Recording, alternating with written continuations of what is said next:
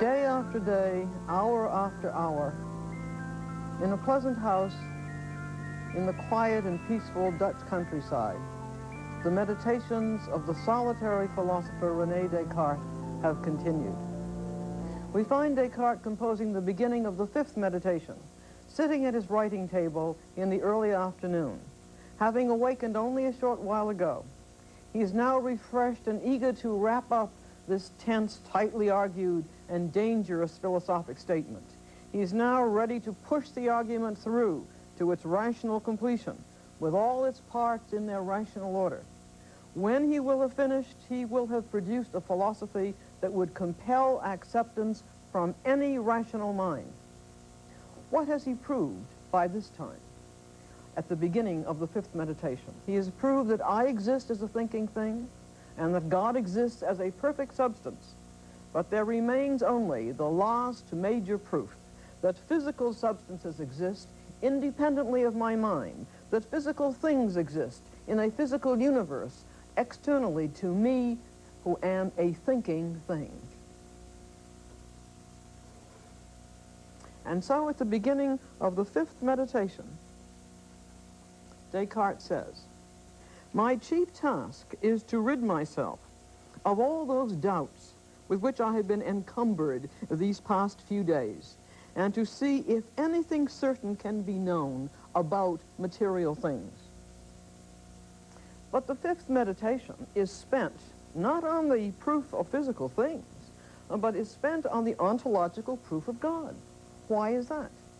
Descartes must have thought that now that he had an opportunity to offer a third proof of God, he'd better do that, so that his obedience to the church would have been amply demonstrated. He feels safe, then, by the time of the sixth and last meditation, to get on with the proof that material things exist and that their nature is exactly as the new science describes it. Do material things exist, Descartes asks? Can I know this with certainty, and what their properties are?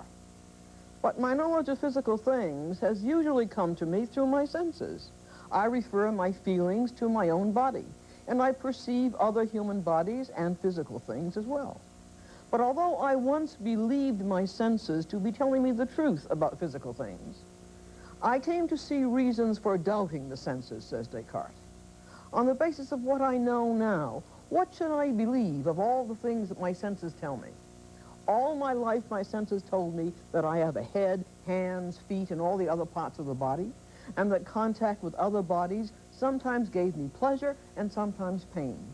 I noted that physical objects have sizes and shapes and move, and that they are hot or soft, warm or cold to my touch.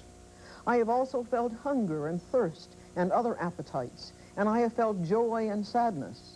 And I have observed by my senses lights and color, sounds, tastes, and smells. And all of these helped me to see the sky, the earth, and the sea.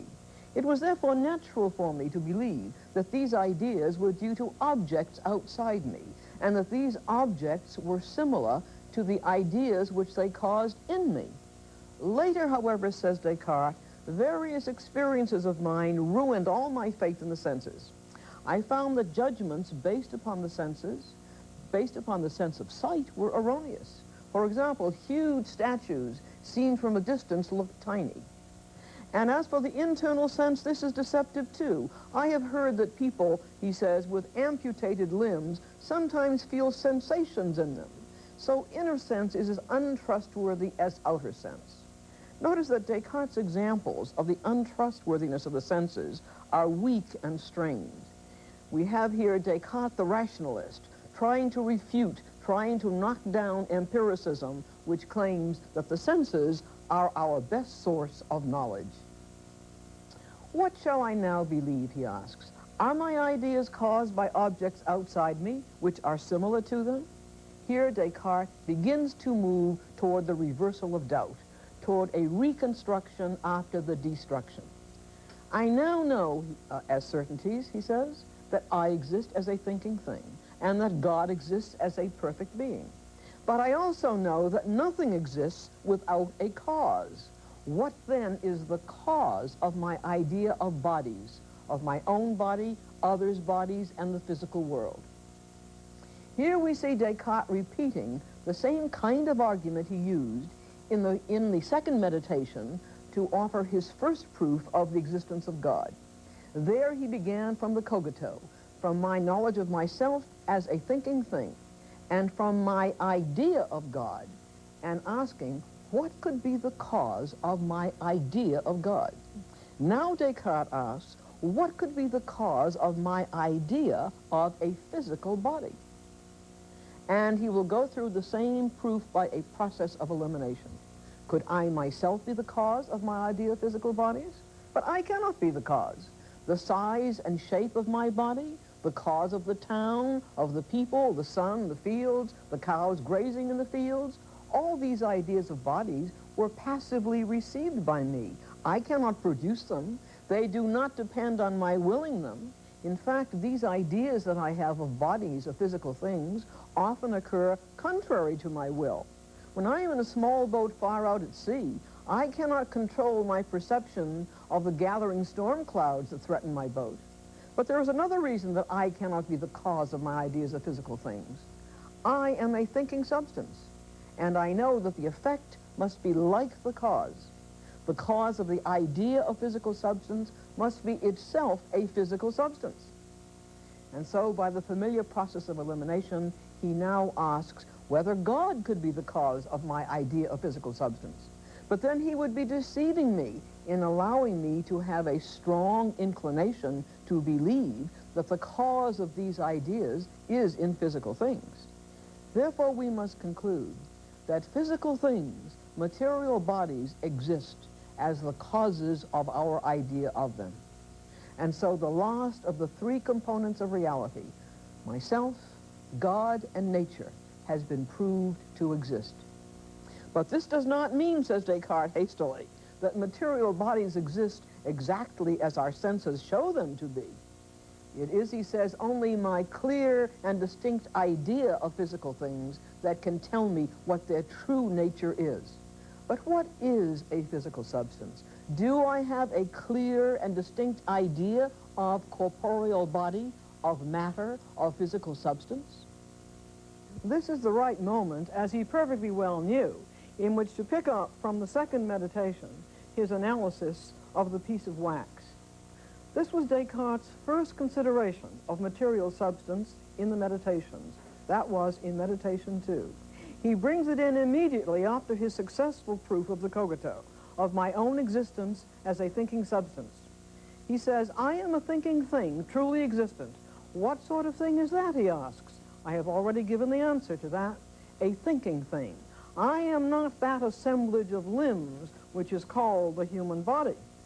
But he said, let me indulge my mind, which cannot help thinking that it knows bodies perceived by the senses better than it knows my existence as a thinking thing which is known to me by reason. Let me indulge my mind in its thinking about body, so that later, at the right moment, the reins may be drawn in and the mind submit to control. The time for tightening the reins on our thinking that we know body by the senses is now. Now, in the sixth meditation. Let us speak, he says, not of bodies in general, because such talk is confusing. Let us talk about a particular body. Let us take this piece of wax. Not too long ago, it was in the beehive. It has not yet lost the sweetness of the honey. It still has something of the scent of the flowers from which the bees made it. Its color, shape, and size are observable to sight. It is hard and cold to the touch. If you strike it, it will give off an audible sound. In these few lines, Descartes has accounted for all of the senses as they respond to the wax. But now he brings a flame to the wax. Gone immediately is the scent of honey, the smell of the flowers, the color, the shape is changed. The size increases, it liquefies, it becomes hot where it had been cold. If you strike it, there is no sound. Is it the same piece of wax? Everyone would say yes. But all its properties perceived by the senses are now changed. What property remains, in virtue of which one may say truly it is the same piece of wax? The real properties of anything, Descartes argues, are those that remain constant throughout change. The property that remains in the wax is something that is extended and changeable, being extended in space and capable of change. These are the only true characteristics of the wax or of any material body at all. And these properties are known by reason, by the intellect, by my rational reflection about physical things, and not by the senses. Here we see Descartes, the rationalist, arguing that reason is the only method for reaching true and certain knowledge of myself, of God, of physical nature. And so Descartes has concluded that nothing belongs to physical things but extension in space, length, breadth, and depth, in various sizes and shapes, and in motion. Physical objects, then, have only the properties or qualities of spatial extension, the qualities of size, shape, and the capacity of motion, and these are the only qualities or properties which physical things truly have, the only objective qualities which physical nature has. What then does Descartes have to say about other qualities, those that did not remain when the wax melted, the qualities of color, touch, taste, smell, and sound? Do these qualities not belong to physical things? Are the color and the sweet smell of the wax objective qualities or not? Do they exist as the qualities of physical substances or not? What is Descartes prepared to say about the colors and sounds and smells and tastes of the piece of wax, or about the colors, sounds, tastes of the physical world? Descartes is prepared to say only what the physicist Galileo had said, that the only objective real qualities of physical objects are the qualities of being extended in space with some size and shape and being capable of motion. These are the qualities which reason knows by a clear and distinct idea to constitute the true nature of physical things. Moreover, these are the qualities which a physical object must have in order to be a physical object. The piece of wax could lose its softness, lose its smell of honey, its sweetness of taste, and still be a physical thing. Why? Because it still has spatial extension. It still has length, breadth, and depth. In other words, physical things need not have colors or tastes or odors in order to exist. But in order to be physical things at all, they must have size and shape. What then is the case against colors, tastes, sounds as objective, real qualities that belong to physical substances? One, in the first place, colors, tastes, and smells are not necessary qualities of physical things like the piece of wax, whereas having spatial extension, having some size and shape, is necessary for the piece of wax to exist at all as a physical thing. Colors, tastes, smells are not qualities which a physical thing must have. Secondly, we have a clear and distinct idea of spatial extension as the necessary, essential quality of the piece of wax. But we have no clear and distinct idea of the color of the wax as belonging essentially or necessarily to the piece of wax. In fact, as Descartes says in the sixth meditation, what we apprehend by the senses, colors, tastes, and sounds, are not qualities of physical objects at all, but rather they are qualities which exist only in us. They are caused by external objects which stimulate our sense organs. The stimulation of the eyes, ears, nose, throat, and skin has the effect of our seeing colors, hearing sounds, and experiencing odors, tastes, and tactile sensations like hot and cold, hard and soft, rough and smooth. These qualities are not in physical objects. They are not real attributes of the physical world. They are merely in us, the result of the impact of physical objects upon our bodily sense organs. We have already seen that Descartes himself classified such ideas as adventitious ideas, ideas which come to us from things outside us in the world. By contrast, the idea of spatial extension is a clear and distinct self-evident idea. The essential, necessary quality of physical things Descartes has classified as an innate idea, an idea which is born with every human being and is known by our reason, not by our bodily sensations. The qualities of color, sound, taste, which Descartes calls adventitious and says are in us and not in the physical object, these were named secondary qualities by the empiricists of Great Britain, before the 17th century ended, and this is what they have been called ever since. And the name of primary qualities was given to those qualities which Descartes included in his clear and distinct idea of the qualities necessary to a physical thing: size, shape, and the capacity of motion. But to Descartes, primary qualities of physical things were known by a clear and distinct rational idea. To the empiricists, both primary and secondary qualities are known solely by the senses. But the very same theory of physical substance which led Descartes into difficulties later with the Church was of great advantage to the new science.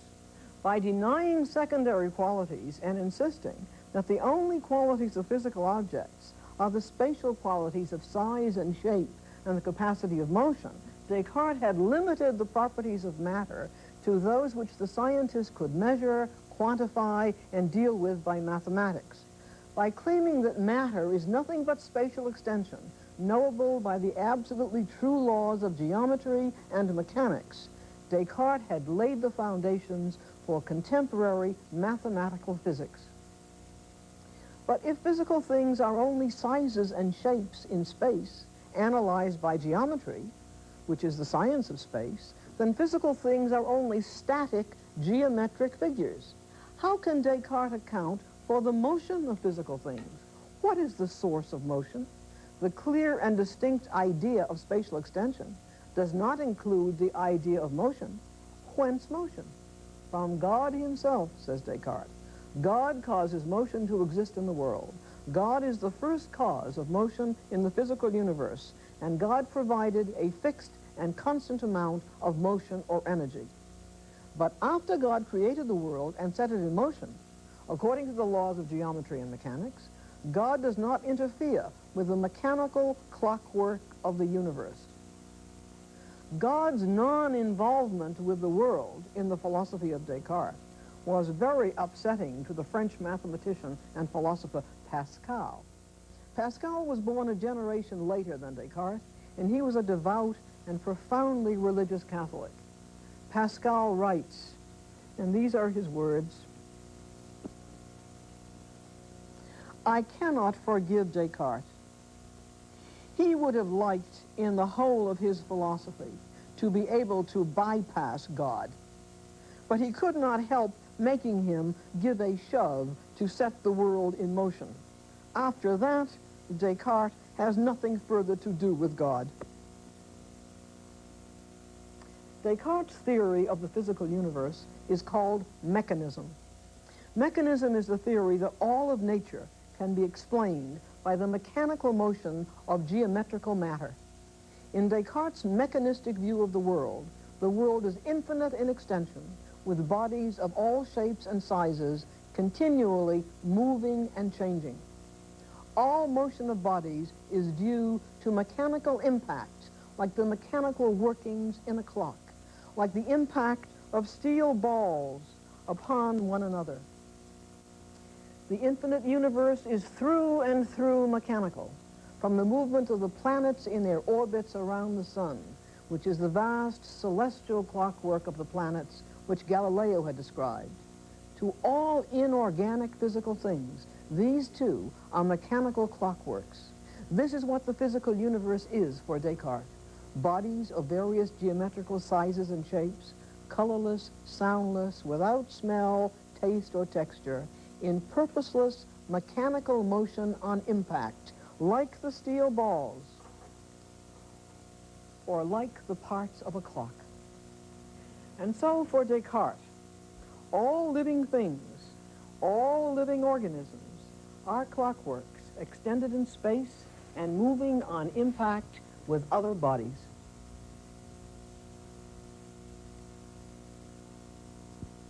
Descartes is famous for his view that animals are automata, mechanically responsive to the stimulus of other bodies. Descartes was what moderns would call a behaviorist with regard to animals. He denied that animals have reason, intelligence, or mind, or any inner feelings or mental states. Such feelings as they have, according to Descartes, arise only from the mechanical motions of their bodies. Descartes reduced animals to being nothing but matter in motion. Descartes claimed that if machines were constructed to look like animals, like this toy dog, we could not tell them apart from animals. The fact that animals cannot use language to express themselves, says Descartes, does not show merely that the brutes have less reason than men, but that they have none at all, says Descartes, since it is clear that very little is required in order to be able to talk. And although it is true that animals are sometimes very skillful, as for example beavers are skillful in building dams, this, says Descartes, shows rather that they have no reason at all. It is nature which acts in them according to the disposition of their organs, just as a clock, which is only composed of wheels and weights, is able to tell the hours and measure the time more correctly than we can do with all our wisdom. In opposition to Descartes stands the theory of evolution, which holds that there is, in fact, a continuity of evolution and a common origin of all living species. Whereas Descartes sees rationality, thinking, as completely separating humans from animals, the theory of evolution shows that there is no sharp division, there are no sharp separations, but a continuous gradation of capacities and functions from the lowest living organisms, for example, the amoeba, to the organisms that are organic, and to the human species. The scholastic philosophers and Catholic theologians also argue that there is a continuity of all living species, and that animals do indeed have souls, but of a lesser nature than the soul of humans. But for Descartes, whatever is not rational, thinking, spiritual, and moral substance is nothing but matter in motion, without any intelligence or moral or spiritual qualities. But today, scientific experiments have shown that one of Descartes' automata, the porpoise, is far more than being mere matter in motion.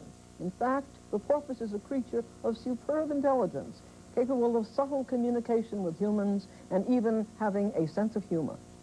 There is also a profound opposition today to Descartes from many people who love and honor animals for the very moral qualities which Descartes denies they have, for their moral qualities of innocence and lack of hypocrisy, while these same people condemn humans for their hypocrisy and lack of innocence. As for human beings, as thinking things, according to Descartes, we are not extended in space. We are rational, moral, and spiritual beings. But our bodies are extended in space, and they are a clockwork as mechanical as the bodies of animals. The beating of the heart, digestion, respiration, circulation of the blood, all these are mechanical. Descartes makes one exception, and that is for any human activity that depends upon our thinking, such as any deliberate act that we do. And Descartes prefigures our modern day of automation and thinking machines when he says of the mechanical aspect of man, "This will not seem strange to those who know how many different automata or moving machines can be made by the industry of man." Is Descartes looking into a future of mechanical men whom we will not be able to tell apart from human beings? As he says, we could not tell mechanical animals from real ones. Would Descartes think that the film Star Wars, with its very human-like but mechanical men, R2-D2 and C-3PO, prove his point? Is the final significance of Descartes' philosophy that it paves the way for a mechanistic world in which scientific technology will have turned all of us into automata? Descartes' view that the bodies of both animals and humans are only mechanical clockworks explained by the science of physics gained momentum. There will appear in the 20th century the claim that all explanation can be provided by the science of physics alone, the explanation of everything, inorganic, organic, and human. But was this not the vision which came to Descartes on the night of November 10th, 1619, the vision of a marvelous unity of all science? But Descartes' philosophy contains more than the mechanical clockwork physical universe, whose laws are laws of motion.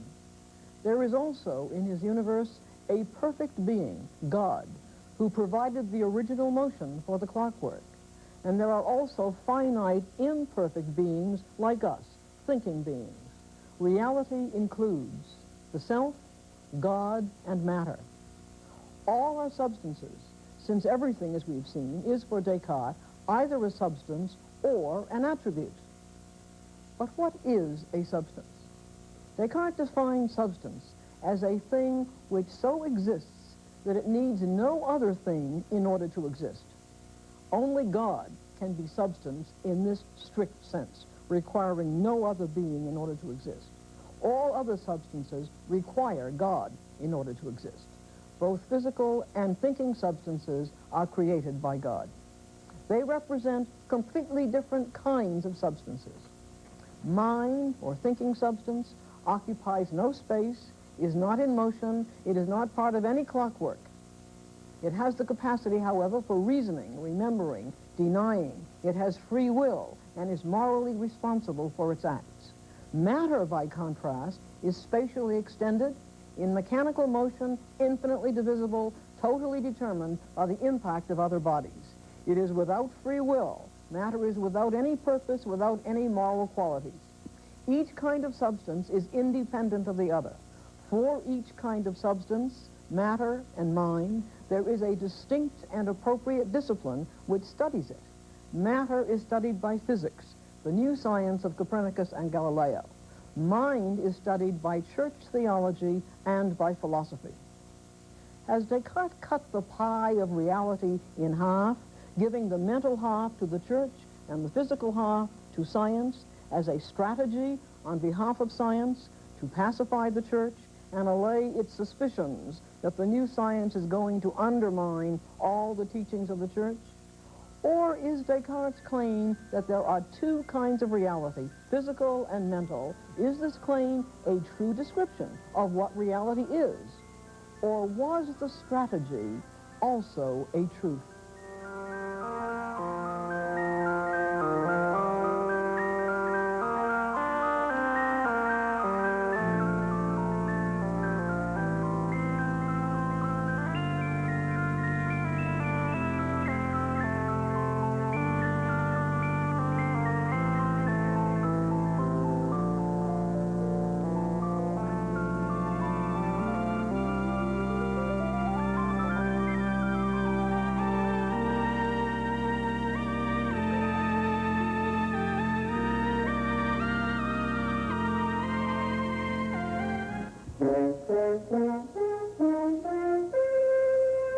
Pre-recorded in the studios of the Maryland Center for Public Broadcasting.